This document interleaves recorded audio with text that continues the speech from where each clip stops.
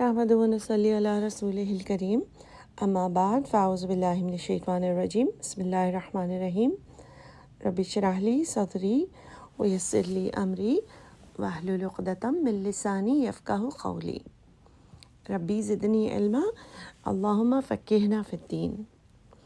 Inshallah, today's lesson will be starting from Surah alBaqarah, ayat number 168. The main theme of today's lesson is related to our food and our income and what is halal, what is haram, and this is in line with alhamdulillah, this is really a blessing for all of us Muslims, that Allah subhanahu wa ta'ala has guided us even with what we should eat.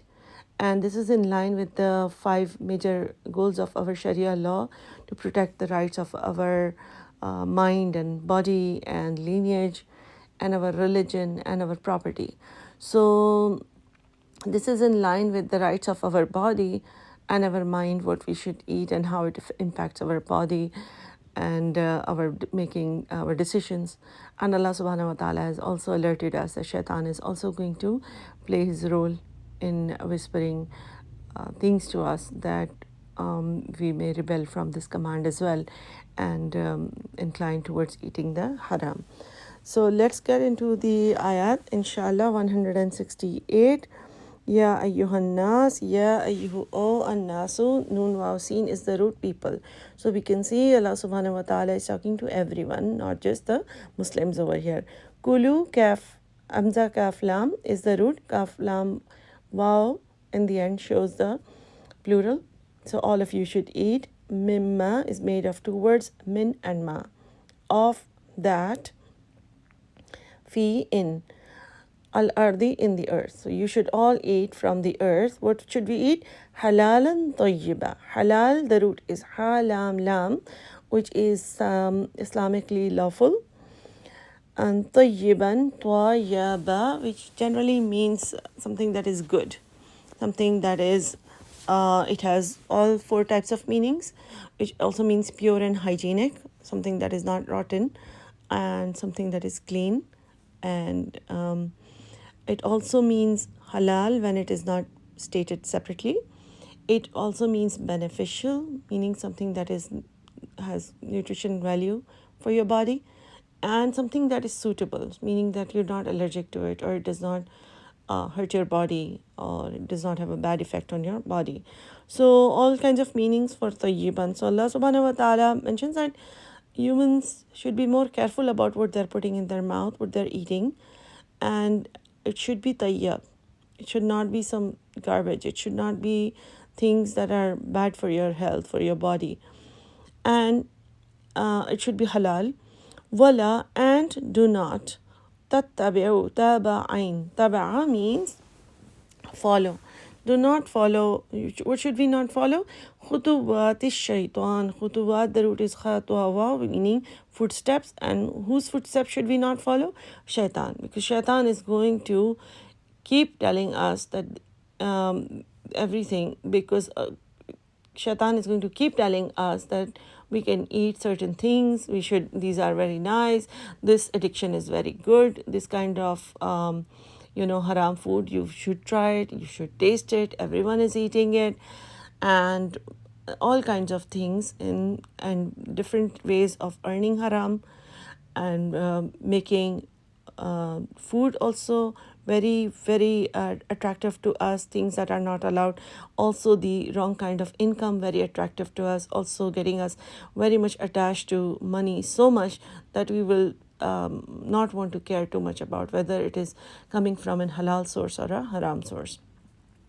So Allah subhanahu wa ta'ala, it is Allah's mercy that Allah subhanahu wa ta'ala gives us an alert, tells us, even though Allah has told us before also that shaitan is our enemy, Allah reminds us that over here also you are going to have that problem. You will be tested, that shaitan has of course made the promise that he's going to lead them astray. And only those people who will listen to shaitan, they will do the wrong thing. So Allah subhanahu wa ta'ala gives us a heads up that pay attention, be careful, and shaitan is going to and do not follow shaitan. Innahu, indeed he, lakum, for you, la means for, kum, you, adubun, ain dal vav, meaning enemy, mubin, the root is bayanun, open, clear. Then the next ayat, inshallah, ayat number 169 tells us about what shaitan can do. So Allah subhanahu wa ta'ala explains, innama, indeed, ya'murukum. Hamza mim ra is the root. Amar means command or orders you. Ya means the third person, he. Kum, you all. So he commands you all bisu'i, to do the evil in general, meaning all the other bad deeds that you do. Shaitan orders you, shaitan tells you how to do it. Wal fahshai, and fuhush, fahashin, which means shamelessness. So shaitan likes it that humans, Muslims, are spending more time in doing evils, are rebelling and not following the commands of Allah subhanahu wa ta'ala. Shaitan will try his best to misguide us, to take us, to lead us astray from the commands of Allah subhanahu wa ta'ala. And if we link this to eating and drinking, how does it connect to what we eat? What you put in your mouth is how your personality develops, right? And there are many ahadiths which explain to us how much also to eat. The hadith of Prophet ﷺ tells us the worst thing to fill is your stomach. From the hadith of the Prophet ﷺ, we know that Allah subhanahu wa ta'ala gets very happy with the person who eats and drinks and thanks Allah subhanahu wa ta'ala and shows gratitude. Over here we see that if we are following the footsteps of shaitan, and if we, for example, indulge into the haram things, meaning the drinking or the addictive drugs or anything like that, that leads to fuhush. Our mind stops working, our decision making ability is affected. We don't make the right decisions about doing the right things. We don't think very clearly. So we just go with whatever everyone is doing, and however way people lead their life without the purpose. So we forget the main purpose of how a Muslim should lead their life. And again, then the shamelessness leads to all kinds of other sins that not just affect our mind and body, but also our family relationships, also our property, also our future. Everything is affected. So let's go on. Wa and an, that, taqulu, you say, ala, upon, Allahi, Allah, ma, what, la, not, ta'lamun, ain, lam, mim, that you do not know. What does that mean? It means that go through the ayat again and see the sequence of sins that Allah subhanahu wa ta'ala is explaining to us. The variety, the range of sins that shaitan can make us do is all kinds of evil. In general, everything big and small, everything shaitan tells us to do it. Fuhsha is shamelessness, very specific, the category of sins. And then the third is the third category, one taqulu alallahi ma la ta'lamun. So one is sinning and knowing that there's a sin. One is shamelessness, which is a whole sequence of things that lead to it. And the third is like lying and justifying things. First you do wrong and then you justify, or you say to the others that no, this is allowed, this is okay. I mean, you should not be so extreme. Allah has allowed many things. Sinning itself is one thing for when you're doing it, but telling others from your mouth something that Allah subhanahu wa ta'ala has not allowed, making it believable for people. So Allah subhanahu wa ta'ala says that, and you say about Allah ma la ta'lamun, what you do not know. You're not sure, you're just hearing from others, you're forwarding it, whether it is something to make it more extreme. Also it could be something is halal and you're not sure, you just read something, you forwarded, and you're just making it difficult for people to live their lives according to Islam. You're making it very, very restrictive when you're not sure if it is even halal or not. You have not had time to do the research. You have not had the time to make sure that the source of your information is authentic, and you're just spreading the news by forwarding it. Sometimes it happens that in the end we find out that it was just wrong, everything. So you will be in the chain of the people who have forwarded that. You will also get the sin, you will also get the punishment for doing that. This is what over here Allah subhanahu wa ta'ala is telling us. Then ayat number 170, wa and iza when, qila, it is said, lahum, for them, attabi'u, taba'ain, follow, ma, what, anzalallahu, anzala, nun, zailam, nazala means revealed, allahu, Allah, qalu, they said, qaf or lam is the root, bal, no, nattabi'u, taba'ain, no, we will follow, na means starts from na, means we follow, ma, what, alfaina, lam fa waw is the root, which means to find something. We are going to follow what we found, alayhi, upon, he, it, aba, ana, our forefathers. So when it is told to them, the mushrikeen, or anyone who basically, primarily it is mushrikeen who are addressed over here, because they used to have many traditions that this is allowed for the women, this is not allowed for these kinds of men, this is allowed for children, this is allowed for the older people, and there were many other traditions. There were very specific names also assigned to them if they had dedicated some animals in the name of some of their god or goddesses. For example, like if a she-camel has given 9 female camels, then she was given a certain kind of name, category, label, and then she was left alone. She does not have to work anymore, or she does not have any restrictions wherever she wants to feed from, and nobody can slaughter her or eat her. So they would even put like some kinds of necklaces, colored or whichever codes they had for such animals, or same for the sheep or the goat and stuff. And on the other hand, the people of the book also had their own traditions about how they would sacrifice, how they would slaughter the animal, and what is allowed and what is not allowed. So sometimes they would also put restrictions upon themselves. In their case, the example that Yaqub alayhi salam probably was allergic to some kind of meat, the camel meat, and then the Yahud made it haram upon themselves.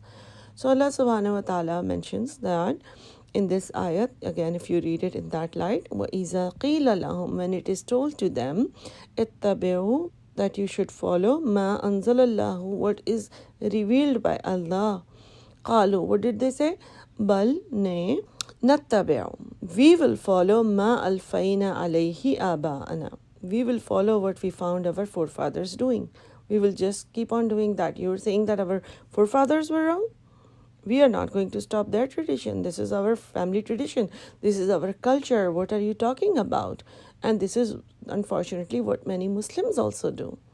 That if their parents or their grandparents used to go and sacrifice a goat or something every certain date of the year on a certain shrine, they will say that we have to keep doing this because this is what our great-grandfather used to do and all of our cousins do it, and if we don't do it, that will be really bad. I mean, our family is going to, you're trying to break our family, our traditions. So there are many things that people will do, and this is Allah subhanahu wa ta'ala's very clear ayat upon what we should do and where we should draw the line.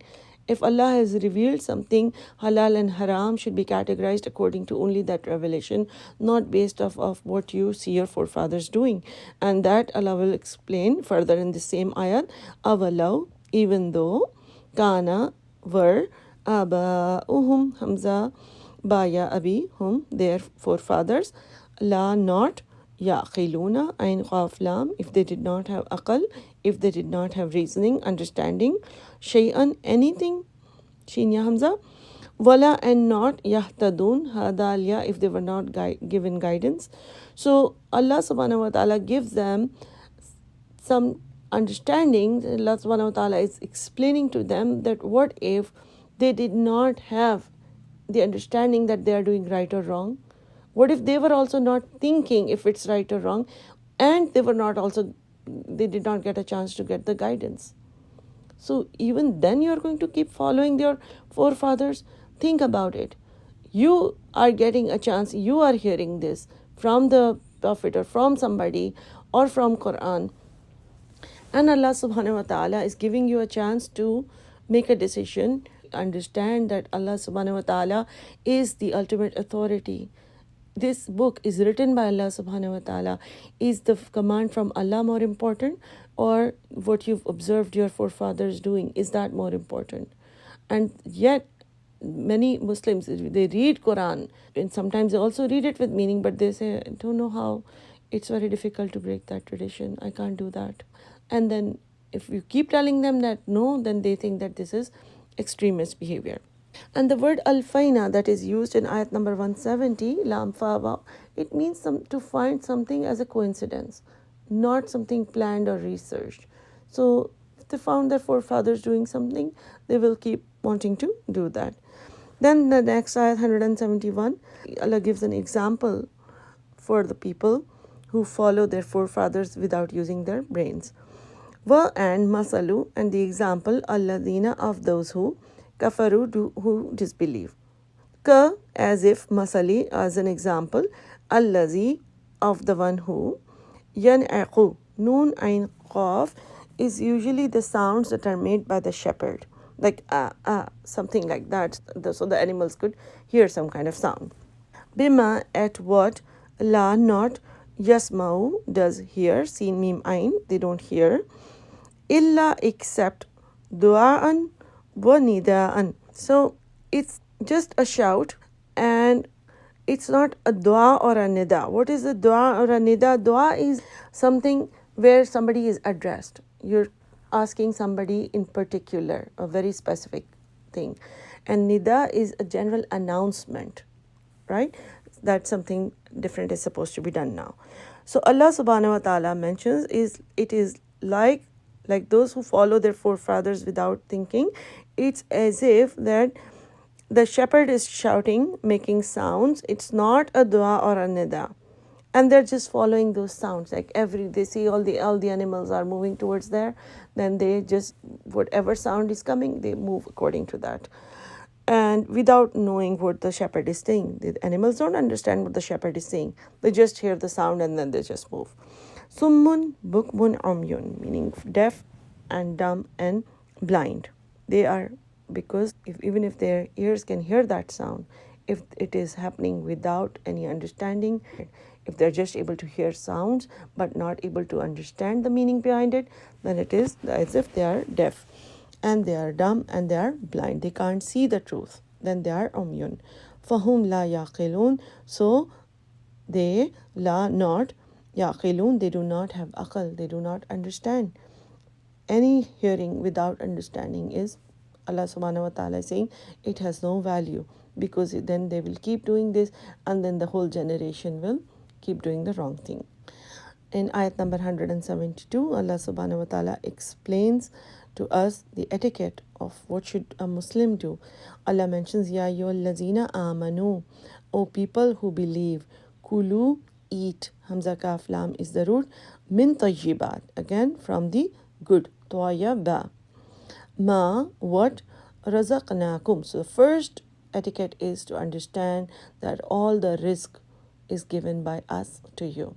You see the three parts, razaq, and then na, and then kum. So rizq is the rizq, na, we, kum, to you. From what we have provided you, every single thing that you eat or everything that you earn and you wear, whatever you're spending money on, we have to understand it is not coming because of our brain, our skills, our talent, our intelligence, our education, nothing, only because Allah has given it to us. So eat, use it, consume with the understanding that Allah has given you. And what is the thing to do next? Washkuru, and have gratitude, show that you're grateful. Be thankful to Allah subhanahu wa ta'ala. So there is a hadith of the Prophet ﷺ that a person, when he eats and gives shukr and gives thanks to Allah subhanahu wa ta'ala, gets the same level of reward, is the same to Allah as if he was fasting and he was being patient. Now think about this, fasting and with patience, meaning the fast was not easy, is you get that reward if you do the proper shukr, if you are really thankful from your heart, if you're actually understanding what you're doing. Washkuru lillahi, and be grateful to Allah, lillahi, to Allah, in, if kuntum, you are, iyahu, if you are alone, ta'budun, worship him. So if you worship only Allah, then you should eat and be thankful, and eat by with the thinking that this is provided to me by Allah subhanahu wa ta'ala. This has to be very, very important for us, because we are even eating mindlessly these days because of the fast life. We're not even realizing that everything that we eat is coming from Allah subhanahu wa ta'ala, and everything we eat, we are going to be answerable about it. We're going to be accountable. On the other hand, Allah gives us an opportunity to actually earn rewards while consuming the blessings, while eating those things, by being thankful to Allah subhanahu wa ta'ala. Then in ayat number 173, Allah subhanahu wa ta'ala explained to us what is haram.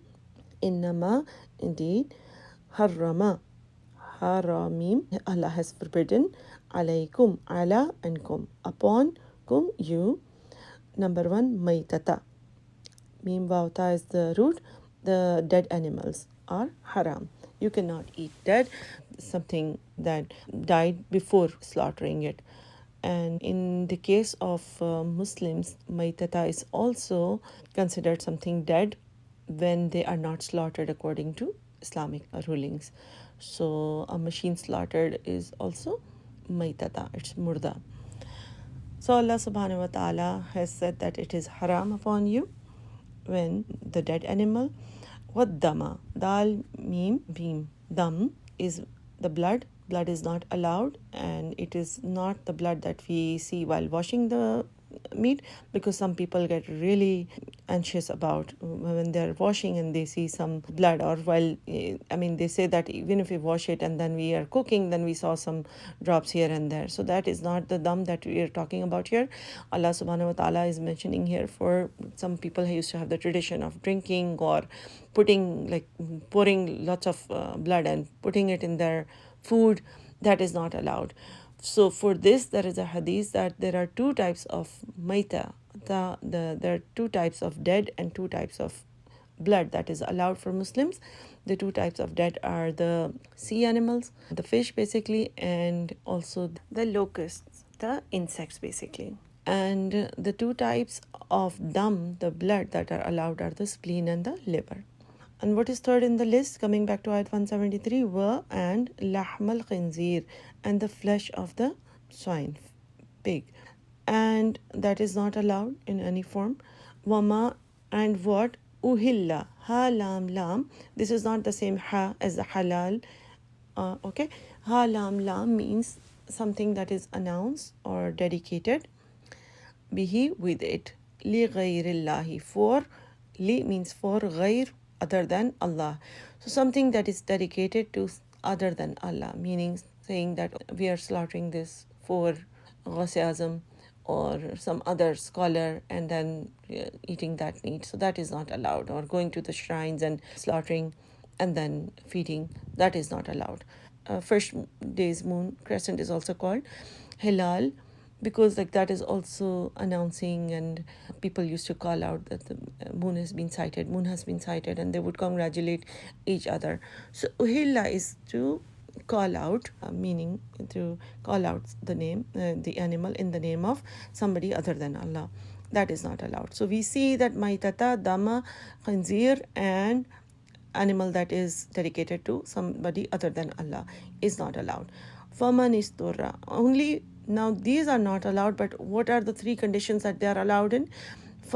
So man, whoever, isturra, dwadrara, meaning dar means some difficulty, hardship. So if they are in a hardship, such as nearing the death or some kind of really hard time where there is no food available, it's very important that that person should be fed, then it is allowed. غير باغٍ. غير means not or without. باغٍ, باغينيا means rebellion, generally disobedience. So it is not out of disobedience. It is not like, okay, I should eat it, why am I not allowed?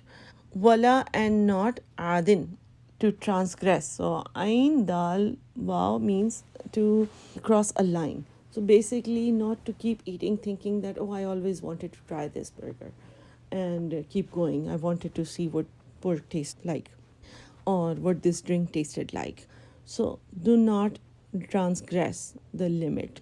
Fala, then no, itma, sin, alayhi, ala, upon he, him. So the person who makes sure that he's only doing it out of necessity, not out of disobedience, it should be with the feeling that I want to follow Allah's commands and I am regretting, I am feeling guilty, I'm feeling bad. It should not be done with happiness and feeling victorious.